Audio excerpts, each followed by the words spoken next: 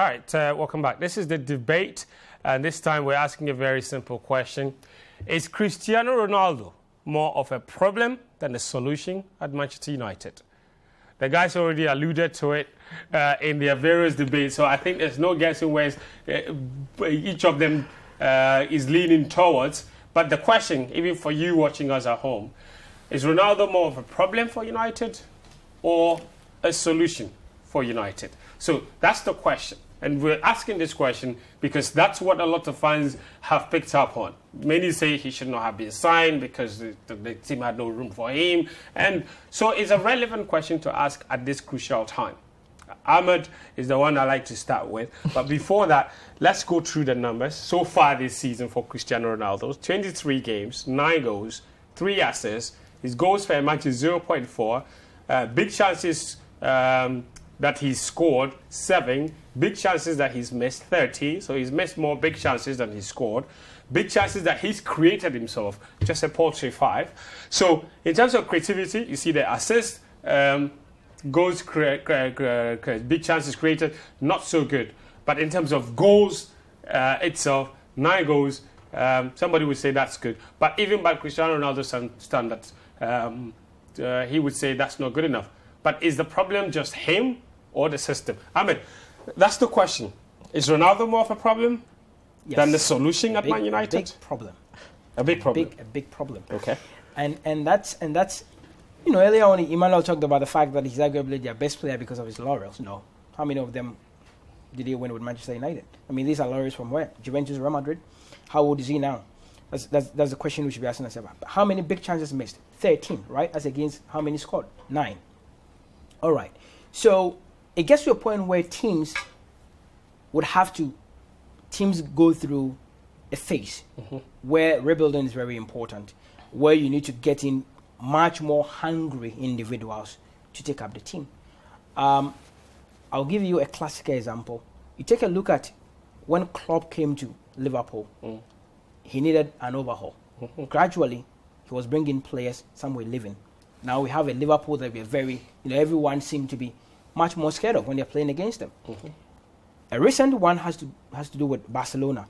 We've seen a little bit of improvement from Xavi's Barcelona.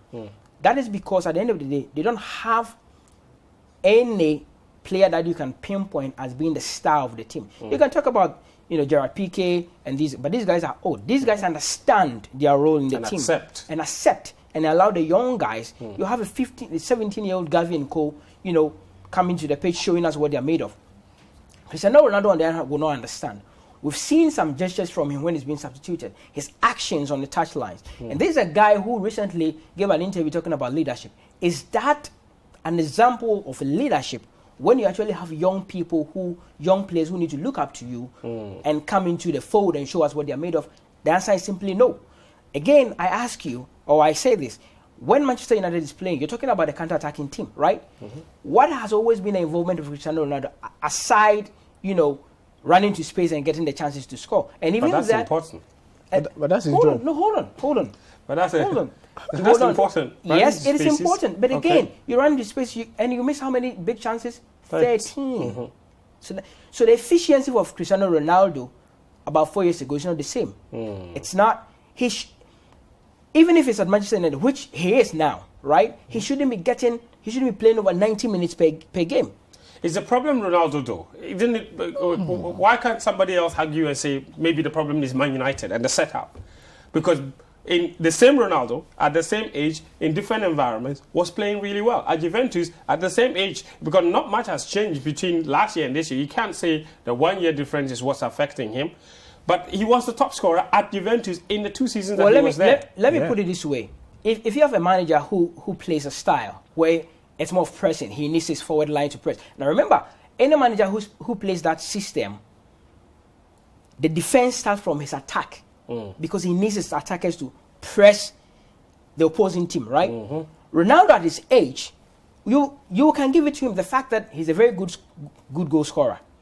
No one can debate that.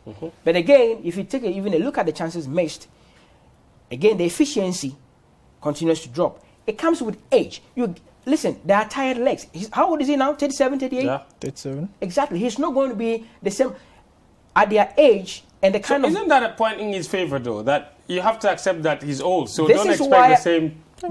Well, the point is, at his age, that's why Manchester United shouldn't have brought him in the first place, because you're looking at the team that is down there, a team that needs to accept that this is our reality, and then we need to go through a phase where we need to get in young people to actually come back to where we So by bringing Ronaldo, they created a problem rather than a solution. That is the point, because you're... But he's blocking younger players. Exactly, and this is a guy who wants to start every single game.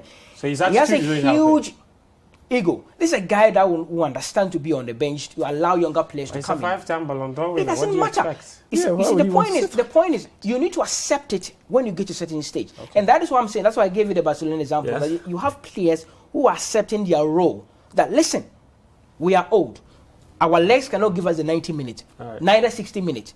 It's about time to get the young people, to come. And it's time for Ronaldo to accept. Yes, and you take a look at the attitude of Ronaldo, even when he's substituted. That is not even good enough for these young people to learn anything from you. So he's not a good example. All right. I don't think so.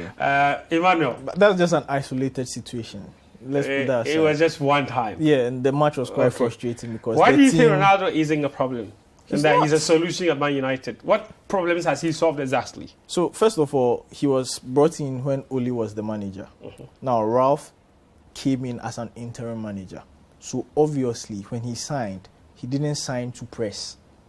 So, let's have that at the back of our minds. Okay. A new coach has come in, and the players make the system. Let's not forget, he wants to press.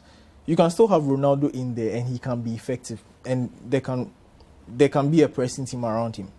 That can work. So that is also coaching. Now, United were in a position where they needed someone. I think United have created the most chances. They created about 126 in the last 5 or so games. So then, what is the quality of the chances they are created is the question we should be asking. Because we do know the stats Ronaldo also show that even when the quality chances come, he's missing them. He's missing 13 big chances. Not going to deny that, but he still has the most goals. So what does that say? Now, he's arguably seen it and done it all. Yeah. He did win, I think, 3 or so Premier Leagues at Manchester United. He won the Champions League. He was the best player, top goal scorer and everything. Ronaldo is still effective if you set up a team around him to succeed. Does Manchester United have that team around him? I don't think they do. Because you think United should be building their team around a 37-year-old? I'm not saying build a team around him.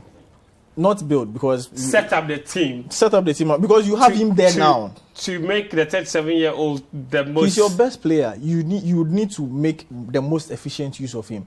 Has United done that throughout this season? No. But initially, when he came, they were doing that. They are not doing that now. Ronaldo is the best player. No, is that based on pedigree or is based on current He's the best form? finisher in the team. He's the best goal scorer. Yeah, he's the best goal scorer. I think that's not up for debate. Yeah.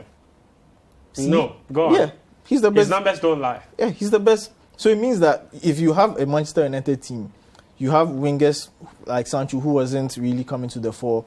Rashford injured in and out. You had Bruno, he had a dip of form.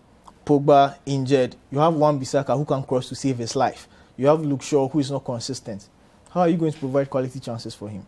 I thought you argued that. So he's not being held by the players around him. He's not being held by the players around him. And let's be honest, he's not. Now, if you put Cristiano Ronaldo in Citi, Citi wanted to buy him. We all know Pep Guardiola. I don't believe that story. Fine. Pep Guardiola is arguably the best manager in the world right now. Pep also wanted to buy Maguire. No problem. Doesn't mean that Maguire is quality. He also wanted to buy Kane. But then he wanted to buy Ronaldo for a reason. And more or less, United had to grab him and let him come back home. So if top coaches are identifying him as a top talent, it means that he's not rubbish. If his talent is definitely not exactly. And Manchester United are not playing to his strengths. I mean, you can go through some of the matches. You can watch match highlights. Ronaldo thrives on crosses. Ronaldo thrives on deliveries. So Ronaldo is not the problem. He's not but there are problems. But Ronaldo isn't the problem. He's not the problem. Okay, point very well made. He's not the problem. All right, guys, so hold your horses, Ahmed. We have to take a very quick break here on the preview show. When we come back, I'll read some of your messages and we zoom straight into FPL Zone.